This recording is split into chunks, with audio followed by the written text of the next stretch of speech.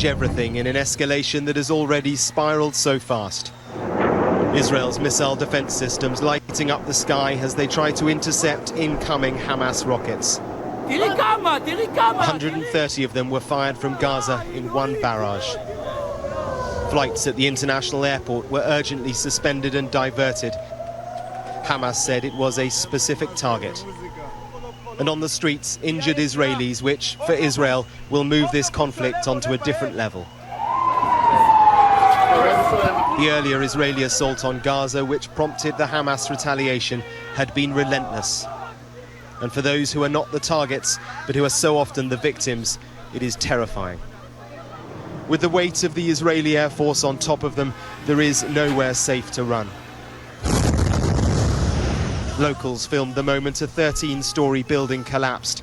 It's not clear how many people were in it at the time. It is a residential block. The Israelis had earlier said that they were targeting militants in their homes. The number confirmed. Okay, enough of that.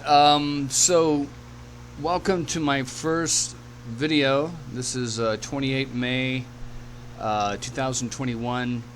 Welcome to One Israel News. So, my purpose of this YouTube channel is to take all the Israeli news sources and put them all together and kind of give you a digest of what's happening that day in the news, or the last 2 days in the news in Israel, and then give some, my opinion and critique about how the news, what the news is, how's it covered, things like that. And we're going to be covering, going over about 12 different Israeli news websites that originate in Israel.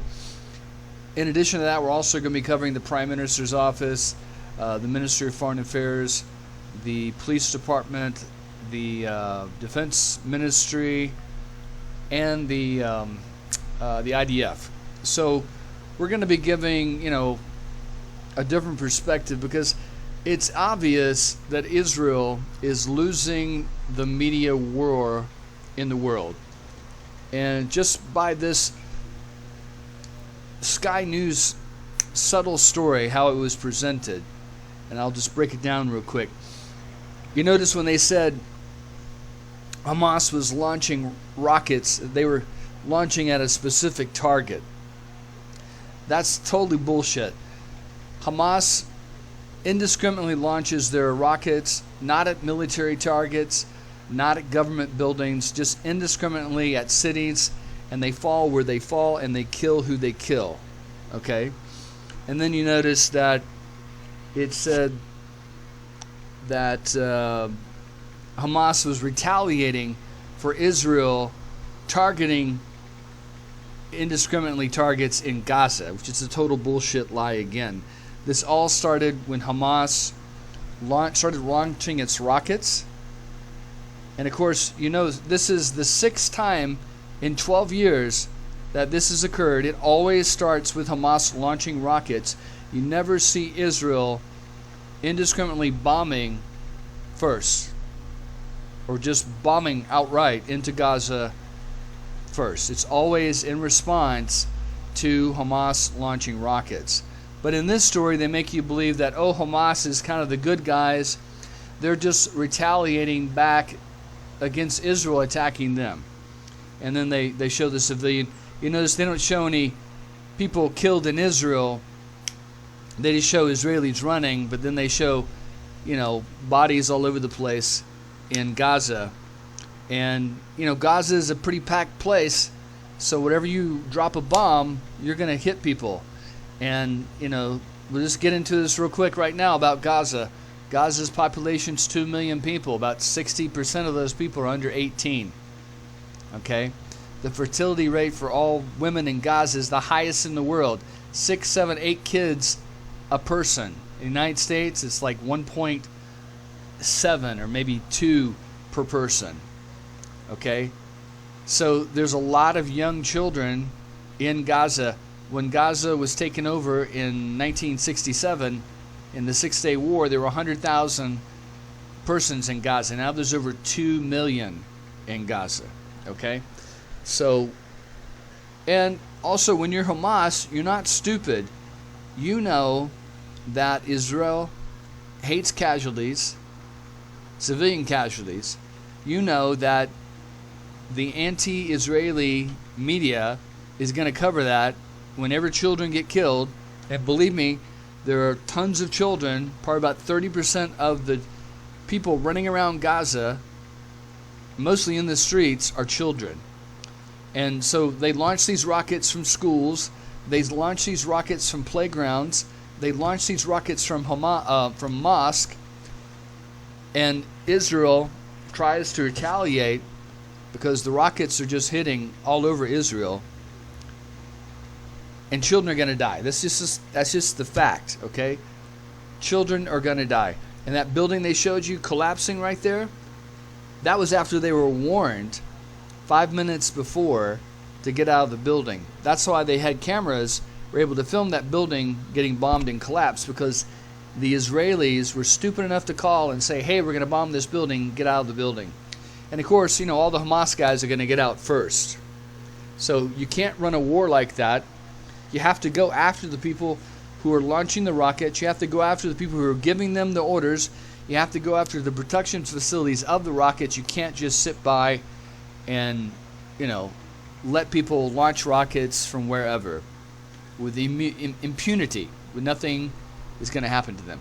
So what I'm going to do with this video channel is to review the news coming from Israel, because Israel is doing an absolutely horrendously poor job of defending itself. You know, I know Israelis, I know their attitude is, well, we're right, they're wrong, anyone can see it, we shouldn't have to defend ourselves. Well, that's just total bullshit. You know, you need a good advocate, you need a good lawyer if in a criminal case. You can't just say, hey, I'm innocent, so I'm not going to defend myself. You have to defend yourself. You have to have a good advocate.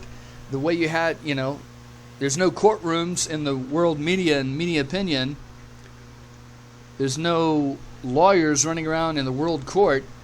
So the way you defend yourself is you have a good media program that challenges the lies and goes after that. And so what I'm going to do is, since I don't have the capability or the money to do that, I'm going to look at how Israel is defending itself through its own media and through its own government, and critique that to seek improvement. Okay? Because in Israel, they love to complain, they love to point out the insufficiencies of your work or whatever it is you're doing, to critique you brutally. But they hate being critiqued themselves. So that's what I'm going to do. I'm going to light a fire and see if they can somehow come to their own aid. Because if I wanted to go around critiquing the world media and all their anti-Semitism and anti-Israeli and their slants, their subtle stories that they put out to give sympathy to the Palestinians, I would spend thousands of years doing that. It's almost impossible. So the only way I can efficiently use my time is to go after the Israeli media and the Israeli government and get them to step up their game. And that's what I'm going to do here. So today we're going to go over the government websites, the news media websites, just briefly. We're not going to get into any stories. I'm just going to give my opinion of how they have it set up and what they're doing. Now, this is the Prime Minister's website. It's pretty good. It's off their standard websites, which are the gov.il, and let's see, whoops, let me go back here. Yeah, there we go. So this is the Prime Minister's website. Now, 10, 20 years ago, this would have been all they had. Okay? And that would have been the standard issue here.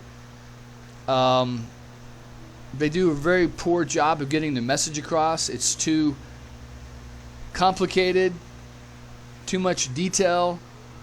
It doesn't have specific bullet points that go after the falsehoods and other stories.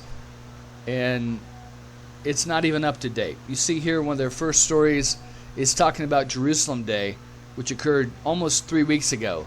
And 3 weeks ago in the news media, in the virtual reality world, it is just a lifetime. So this is absolutely useless for a website. I just can't believe that the Prime Minister even has people hired to even do this website. See, here's a story he put out today.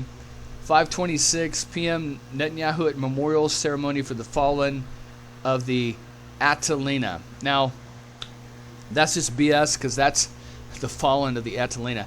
That's a bunch of terrorists who became the Likud party, or that were in the Irgun terrorist organization.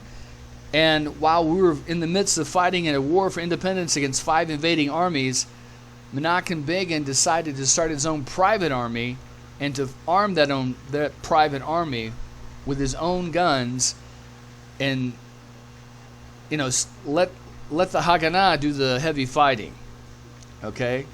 So what they did is they brought in a shipload of weapons. They offloaded it near Netanya. Then they brought it down, because they almost got caught there. They brought it down to Tel Aviv, right down the beach from the Prime Minister's office, or his home. Started offloading the weapons there. Well, when the Prime Minister was informed what was going on, he sent in the Haganah to tell the Atalina to surrender the weapons and to surrender the ship, or they're going to be fired upon. And then they refused, and they were fired upon. So these aren't heroes. These are traitors to our independence and to Israel. But that's the Likud party. The Likud party is the descendants of these terrorists and traitors from the Irgun terrorist organization. So, what happened to have unity? All these men were, a lot of them were shot and killed. A lot of them the most were arrested by the military. They were going to be tried for treason. But to have unity a year after the war, they decided to pardon them all. Worst decision they could have made. Anyway, that is the Prime Minister's kind of little setup here. It's got a couple of news stories. Here's one from today. Prime Minister Netanyahu meets with Jewish Federation of the North American delegation, and then they do a okay job. They're backdating the stories here, so you got the newest stories first.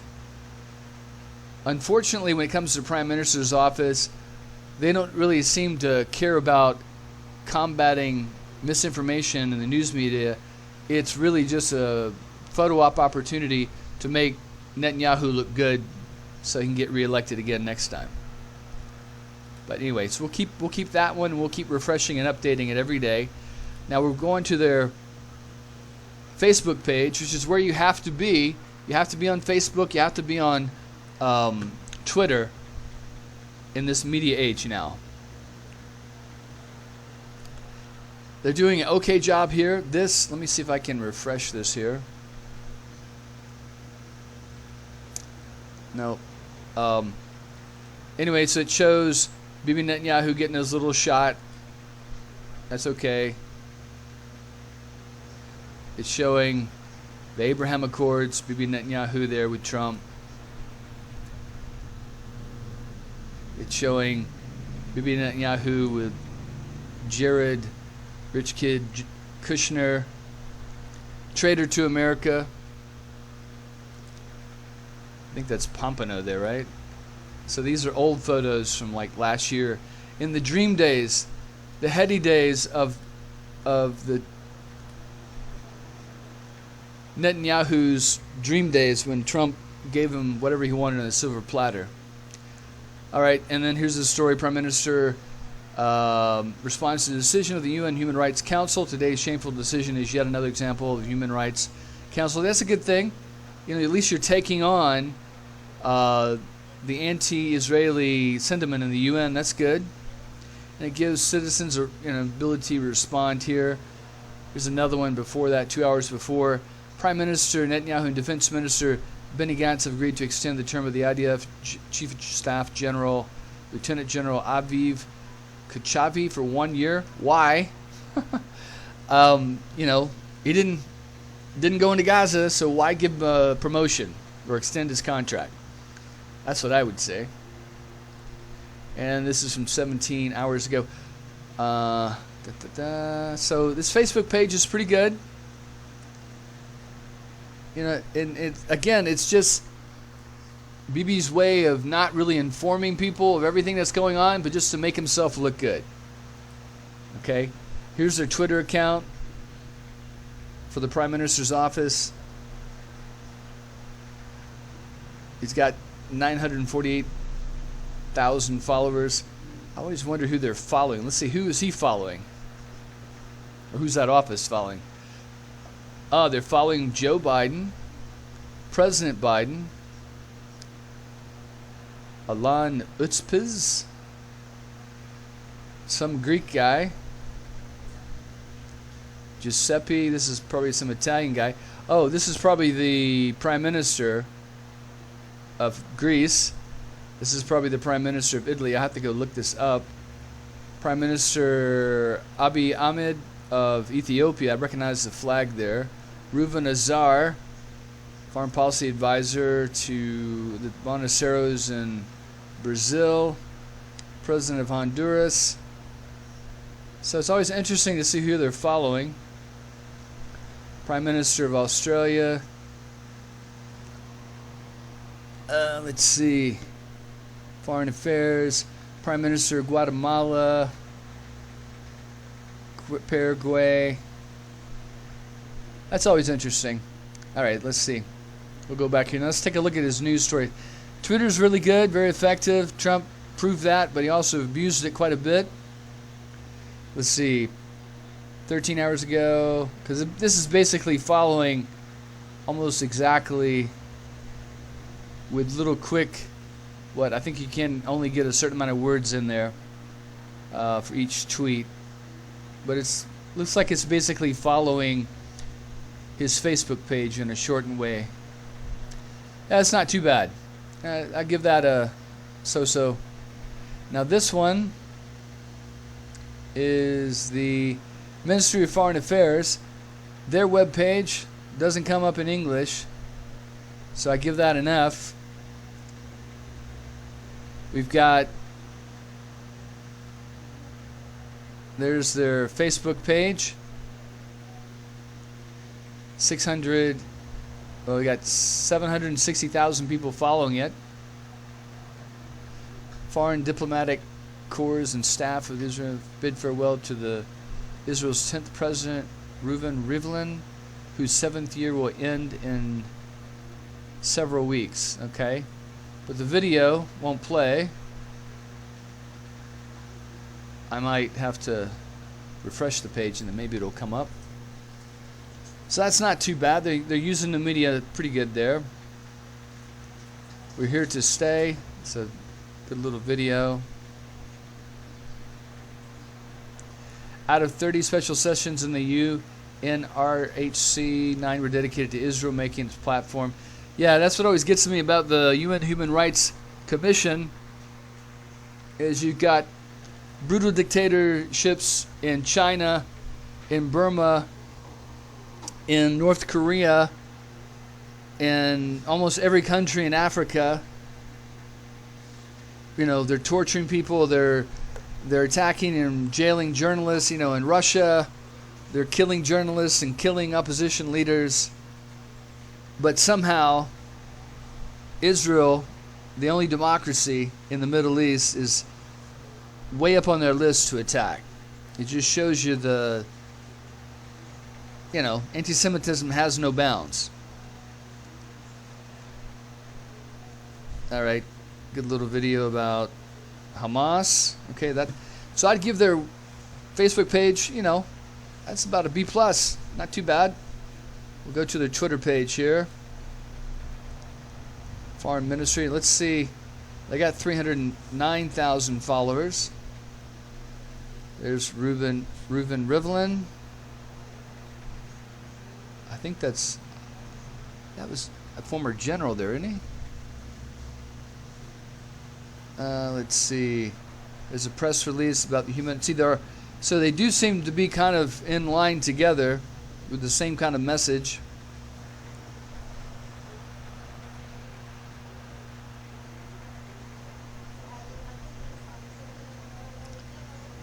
So that's not too bad. I mean, that's what you would expect, right? Okay, here's the Israeli police. Not really much of a website there.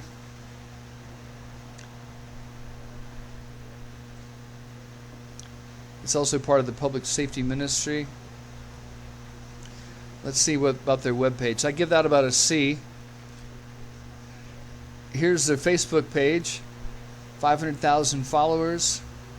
Operation Law and Order will continue for another week. This is what Commissioner said during the visit to the MTA unit.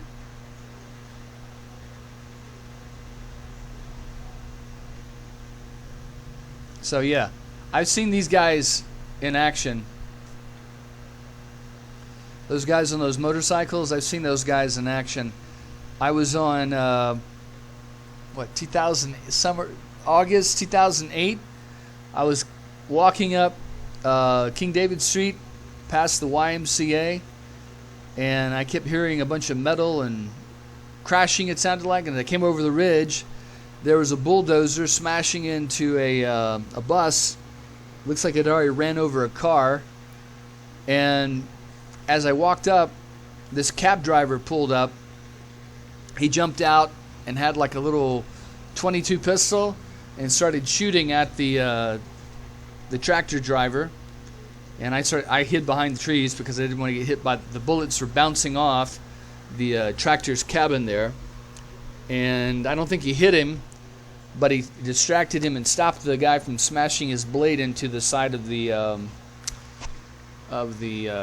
bus. And then maybe 30 seconds later, a minute later, these guys come up on these motorcycles, two of them on a motorcycle, and they got machine guns.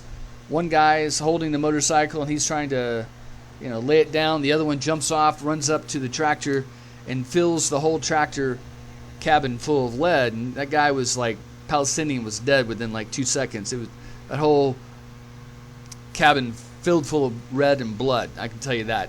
And that was pretty shocking to see. I've never seen anything like that. And then when he finished, the other guy who had laid down his motorcycle ran up, climbed up the little ladder on the side of the tractor, and then took his weapon and fired through the door.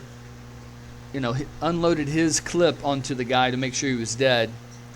And then I think he had to go up into the cabin and turn off the ignition and everything, because the guy, when he died, he slumped forward in the gas pedal, and it was started to roll forward again, smashing into the bus. And so I saw that. That was pretty crazy. Those guys are very, very efficient at their job. And then more police arrived, more army arrived, and probably about 20 minutes later, because this is like maybe 10, 15 yards from the front gate of the King David Hotel. Out of the King David Hotel gate comes, he wasn't president at the time, but he was running as a Democratic candidate. Barack Obama comes out, and the police are showing him around. He's got his Secret Service detail, or his guards, or whoever I think maybe he didn't have Secret Service, he had like guards at the time. And so they're showing him around, and then he makes a speech to the media. He says, like, Israel has a right to defend itself against this kind of terrorism. I totally agreed. And then I just walked on and went home after that. But yeah, that's how those guys are. But yeah, this is a pretty good little Facebook page here. I'd give this a B+. They're doing a good job of getting their message across in English, which is the most important thing, because that's where the lingua franca of the world is English. Most everybody is speaking English. That's how you're getting your message across. There are very few people who are going to speak Hebrew out there, except for the ones in Israel. So you got the Israeli police, 16,000 followers. They're following one. Who the hell are they following? Oh, they're following the Twitter site in Hebrew. Okay. Let's see, we'll go back. Let's see, look at their story here. Yeah, that's good. See, this is always good. You want to highlight your guys, what they're doing to help the public, what they're doing, where your tax dollars are going, why are you spending that money, and then they're even reposting a I-24 news story. Yeah, that's a good Twitter site. I'd give that probably an A-. All right, we're going to go on. This is the Ministry of Defense website here. This is the Kira. This is sort of like the Pentagon of the Ministry of Defense. Now, their website is not that great. They do have, I believe, yeah, press releases. Let's see. How current is that? Let's see here. Ah, 0 press releases on their website. Well, no, there we go. April 20th. We just fought a war a week ago, and they've got absolutely not one story on it on their website. Not good. I give that a C-. All right, so we'll go to their Facebook page, and look at this. The Israeli Ministry of Defense Facebook page, and their latest story is April 28th. You just fought a war, and your top story is meeting with the Finnish Defense Forces minister. You just fought a war in Gaza, and you got nothing on your Facebook page about it. Nothing. Okay, that's C- there. Let's see, maybe you do better on your Twitter account. Okay, Twitter account.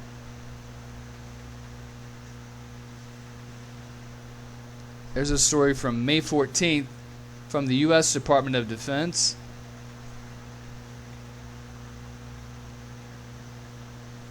They're talking about bilateral agreements. Again, you just fought a war, and you're doing PR ops with other Defense Department.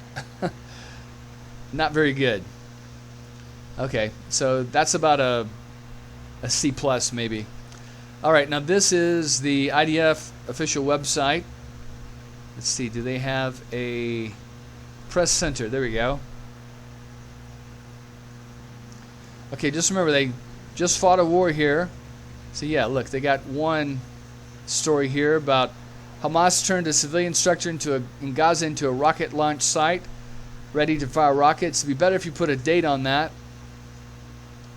But is that a video? Let's see. Where does that go? There's a date.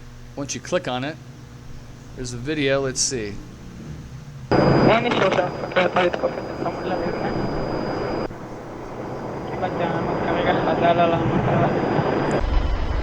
We are pausing for the strike. The evacuation has begun. Make sure the Hamas guys get out so they don't get killed. Ridiculous. They should have bombed them without even telling them. And, you know, and I'll put it to you this way. Any civilians that get killed when they know that Hamas is launching rockets from there is either 1, complicit, or 2, an idiot. Okay? Because if you know, if you can see missiles being launched from Israel from that space, then if you're in that building, you know rockets are being launched. So it should occur to you that if rockets are being launched, that Israel may strike back, that you want to leave immediately. So if you're still there when Israel hits that building without warning you, you're either, like I said, you're either working with Hamas and complicit, or you're an idiot. And I don't think there's too many idiots. So I'd say most of the people, the civilians that are working, get killed there, are complicit. It's like those, you know, when we do those drone strikes in Afghanistan and Iraq, and then they say, you know, 3 militants were killed and, you know, 20 civilians were killed. No. They weren't civilians. If they were in a a car ahead of or in that car or behind that car, they know who those people are. They're not going to let just any Joe Blow drive ahead of them or drive behind them. They're going to have security. They're not stupid. So anybody else that gets killed that's near that militant, they're working with them or they know about them. Okay? So let's just be really clear. When Hamas launches rockets from buildings, the people in those buildings know that eventually Israel is going to hit that building. Okay? So if you stay, you're working with Hamas. Okay? If you stay and you're not working with Hamas, you're a fucking idiot. Because how many... We had 6 wars, at least 6 wars with bombing campaigns in the last 12 years. And how many civilians have gotten killed by bombing, retaliation, hitting a rocket site that was launching rockets on Israel? Probably hundreds. So if the message hasn't gotten through, then one, again, there's only 2 options. You're either complicit and working with them, or you're a fucking idiot. And I'd say the idiots are probably maybe 5%. The rest, 95%, are complicit, working with Hamas. Okay? So let's be really clear about that. And I know they're going to say, oh, the children. Yeah, Hamas launches rockets. The guy will bring his kids, or they'll put kids out there playing. So when the Israeli drones fly over, they'll see kids right next to the building where they just launched the rockets from, and then they'll say, oh, we got to call them and warn them we're going to bomb them. That's just stupidity. You know? Let's put it to you this way. I know this is going to sound harsh and cruel, but mothers are mothers, okay? And if enough children are at these bombing sites and being enticed there by Hamas, get killed, I guarantee you, I don't care how loyal they are, the mothers are to Hamas, they're not going to let their kids go play with Hamas. Okay? That's just reality. Unless you're just some really cruel, psycho, brain-drained, I don't know, not thinking parent, you're going to tell your kids, stay away from Hamas, stay away from those guys. When you see the rockets, you run. So this warning them and then bombing the building is just stupid, because you can launch a rocket from any building. So unless they want to blow up every single building in Gaza, that's not the way to do it. You have to instill fear in the hearts of the people that are launching these rockets. And the only way you're going to do that is to hit them by surprise, and you kill enough of them. Okay? You don't warn them and then blow up the building. You hit them hard, you hit them without warning. If you kill enough of them and you let them know, we're not going to warn you, I don't care how many kids you have in that damn building, we're going to hit that building and blow it up and kill you. If you do that enough, you only have to do it a couple of times, and then they'll get the message. Okay? It's real simple. But no army in the world would fight like this. Okay? When in the Philippines, when they went after 500 militants in Marawi, they spent 6 months bombing the entire town. Okay? There were 500 militants. When they showed the town, there's no way 500 militants destroyed that town with 500,000 people in it, like it happened. That town was destroyed by the Philippine Air Force, just randomly bombing every building, hoping they would hit one of the militants. Okay? When North Korea bombs Chingun Island to scare the civilians, they don't call on the phone and tell them to hide in the bunkers. Okay? When we started shocking on Baghdad, we didn't call Saddam Hussein and say, hey, make sure your children are in the basement because we're going to bomb all your palaces. No, we just did it.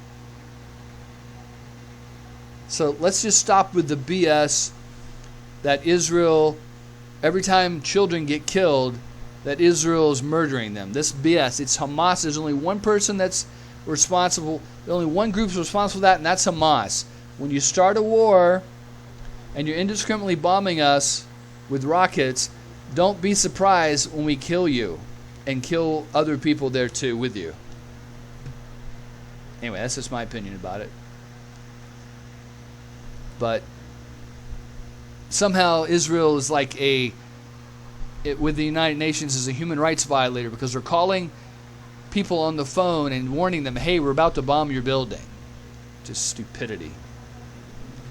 Anyway, this is the IDF's Facebook page. Let's see. What is this here? That's 16 hours ago. That's good. Let's see. Yeah, they're doing a little thing about a child suicide bomber. See, when you raise a death cult and you have children dressed up as suicide bombers and then you pour praise on them, and then you hand them guns and suicide vests, that's called child abuse right there. And then see, all these guys should be dead. Right here on that stage, all those men should be dead. Because these are nothing but murderers right here. And child abusers. Look at that. They got this kid dressed, 3, 4, 5 years old? Three at the most. Dressed up like a soldier with a suicide vest, and he's carrying an assault rifle. And they're praising him and holding him on their shoulders. That's child abuse right there. And that's who you're dealing with. You're dealing with child abusers and a cult. Okay? Alright, so let's go to their Twitter feed. Let's see. They got followers 1.5. Let's see. This is 16 hours ago. 4,300 plus rockets that Hamas and Islamic Jihad fired at Israel. If I was Prime Minister, it would have been maybe 100 rockets. There's no way. You can't let them keep this Gaza aircraft carrier platform and hold on to it intact and give them a point to launch. Okay? You have to go in and take the territory. You have to invade Gaza, wipe out Hamas and Islamic Jihad. That'll put an end to it. That'll be the end of the situation. But, it doesn't happen. After 6 wars now in 12 years? Anyway. Alright, so we're going to move on. This is Arut Sheva, which is a religious... I don't really like this group. They're religious conservatives, but their website is excellent. They have a really good website, okay? They list top stories here. It's all done by date. They've got a scrolling news feed right here. You see this? About every 10-15 minutes, they're posting a story here. You can click on and read that story and see it scrolls through. Continuously being updated. And there's the date there. And then you got even more expanded headlines here. They've got local Israeli news, world Jewish news. They got an excellent website. I'd give this an A+. Really, really, and then they got international news, mostly U.S. Again, they're very, very right-wing, very orthodox. I don't really care for that, but they do an excellent job at their news coverage there. Now, all of these news websites have Twitter feeds and Facebook pages. It's basically the same as they put on their websites. I don't have the space or the time to go through all those, but I'm just going to go to their web pages. Let's see. Now, this is a file called Debka file. They're not really a news organization. They take stories and intelligence briefing information and put it onto this website here. Of course, there's Palestinian Abbas leader. And I think that's the American Secretary of State or Ambassador. Let's see. Yeah. Okay, the Secretary of State, Anthony Blinken. So, but they got a good little scrolling thing of articles. You can see it's by date and by time. It's pretty good. A lot of conservative websites in the U.S. use this because it's supposedly either now or at one time it had former intelligence officers on its editorial staff and news staff. I've seen the location. It's really just a very small little office in downtown Jerusalem. But I don't know that a lot of news sources in the United States use it. Okay, let's see. This is a financial news website called Globes. It's sort of like the Wall Street Journal of Israel. Not a lot of military or international news, but a lot of business news, what's happening with Israeli companies. Always gets me about Israeli companies. You'll get two guys, they'll put together an idea, they'll run an IPO on Wall Street. They haven't even developed a damn product yet, and they'll get like $1 billion from somebody who will either buy their stock or they'll buy their company right off before they even develop the product. They'll just come up with an idea. It's just ridiculous how it happens in Israel. Okay, so this is Haaretz. It's probably a center left, I guess you'd say, news site. It's not too bad. Again, it's not as good as Arutz Sheva. On the setup for it, but it's okay. Let's see. It's not too bad. We're going to go into more of these stories. What I'm going to do is every Monday, Wednesday, Friday, I'm going to go over these websites. We're going to back read the previous 2 days of news in Israel, and I'll give comment. This is Hamodia. It's another religious, I believe this is Haredi website. It's read by a lot of people in America, but it's okay. It's not great. Not as good as Arutz Sheva. Let's see. Here's another one. We've got Israel Hayom. It's more center line. The way they've got it set up is not as good, but it'll do. Let's see. This is Israel Today. This kind of covers everything.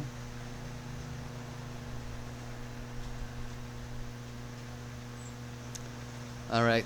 I-24. I really like I-24. They got some good videos. We'll have to watch some of these. It's not set up like Arutz Sheva is good, but they got some good video coverage.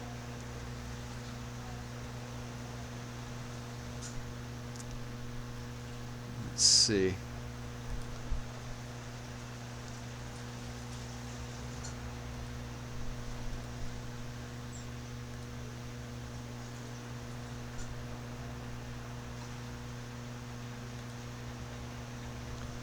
All right, so Jerusalem Post. Jerusalem Post is one of the oldest papers. It used to be called the Palestine Post, and they changed it to the Jerusalem Post later. I believe it's owned by a very conservative religious guy and a religious Jew in Canada, I believe. It's owned by him, but they got offices in Jerusalem and Tel Aviv there. Again, it doesn't have the breaking news as good as Arutz Sheva. It's kind of sparse on the news articles here. It's not as well set up, but it's okay. That's all you got. The Times of Israel, I believe this is more of a center right-wing news coverage here.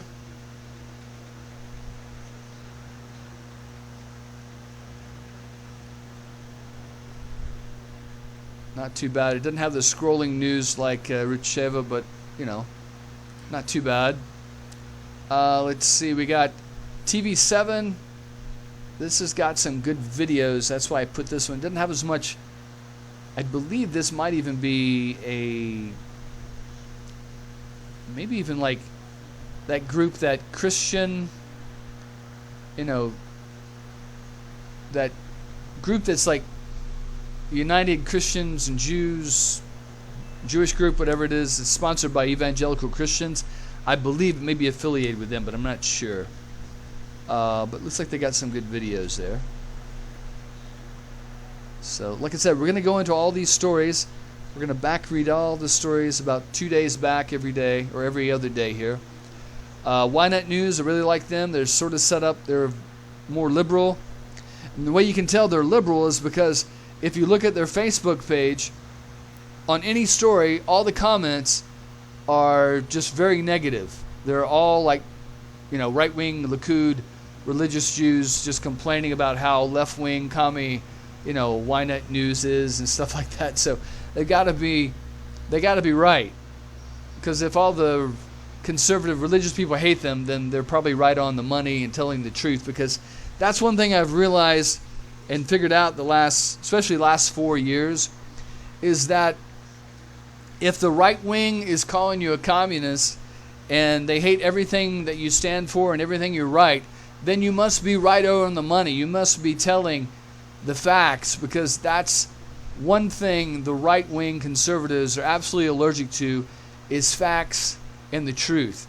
So if they're completely attacking you, then you know that you're right on the money, you're right over the target, you're zooming right in on what the truth and the facts are. Because that's when they start just coming after you all crazy, that's when you're hitting the target right.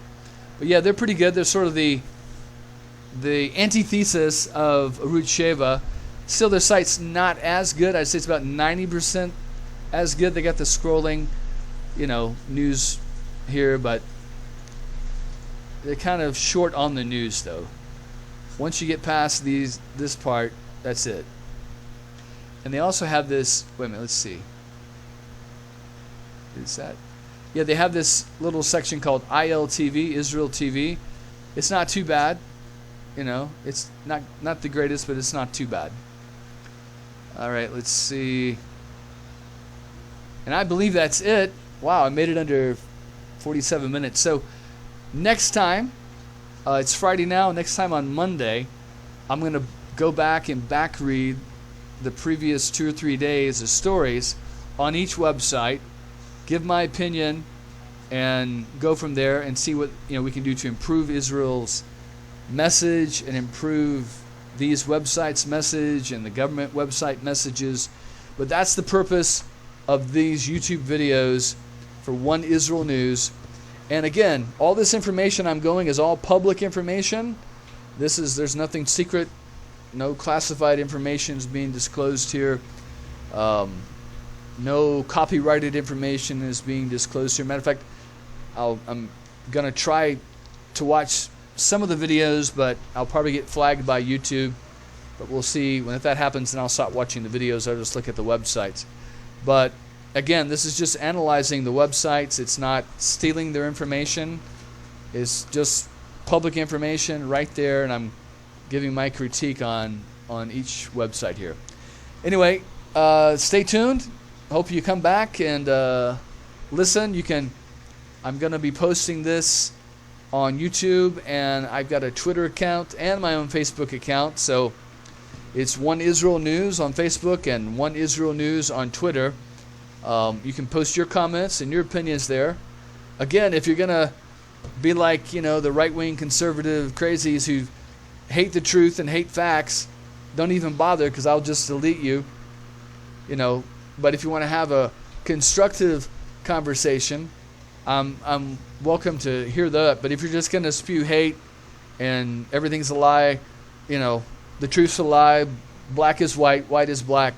If you're just going to be one of these, crazy conservative like Trump, that nothing's real and everything's fake and, there's no facts. If you're going to be like that, or you're going to have your own alternative facts, not, reality, then don't even bother. I'll just delete your comments. They won't even make it to my page. So, okay. So, but if you're interested in finding the truth, you're interested in helping Israel, improving their image, getting our message out there to the world, because, you know, there's 9 million citizens in Israel, and about 2 million of those are Arabs, okay? So there's at least 7 million Jews there.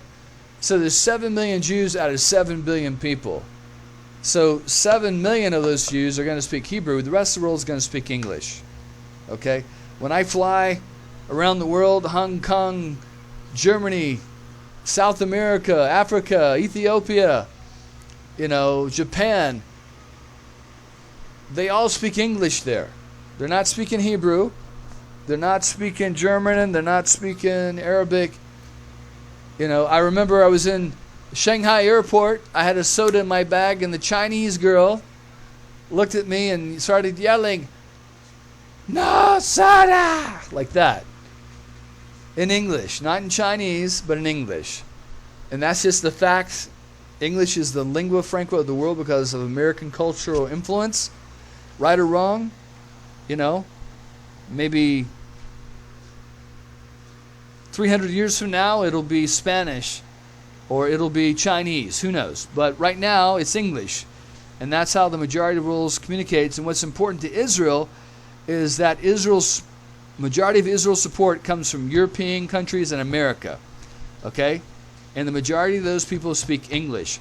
And the way to get your message across, because you have these stupid college students, they got a few Arab kids going to school over there, and they start a pro-Palestinian organization, and that's all they hear is, oh, the poor, oppressed, you know, occupied Palestinians. Well, last time I checked, there's no occupation in Gaza. So Hamas, if there was, Hamas wouldn't be launching rockets, okay? So let's stop with the BS on the occupation. But this is the message that's being carried on the college campuses in America. And, you know, I'm left-wing. I'm pretty, you know, pretty extreme left-wing, democratic socialist. But when it comes to Israel, you know, I'm all for invading Gaza, all for wiping out Hamas. You know, I believe there should be a Palestinian state, but a demilitarized one that doesn't threaten Israel and faces reality. Because what you have also in the Arab world, they have their heads in the sand and not facing reality too, because they're being brainwashed by Hamas and by the Palestinian Authority. So Israel just needs to do a better job at getting its message out there, and, you know, because I guarantee the Palestinians and the Arab world are getting their message out there. And there's, what, 700 million of those, and there's only 7 million of us. So we've got to work 100 times harder to get it right. All right, so I'm going to close up here. Like I said, you can make comments, but like I said, if you go off the rails and start attacking me and attacking, you know, craziness, and start throwing untruth and unfacts out there, I'm going to block you. Your message will never see the light of day. But if you're willing to face the truth and face facts, I'll be happy to listen. All right? Okay. Well, Shabbat Shalom, because it is Friday now. Shabbat Shalom, and I'll see you next time. All right, bye-bye.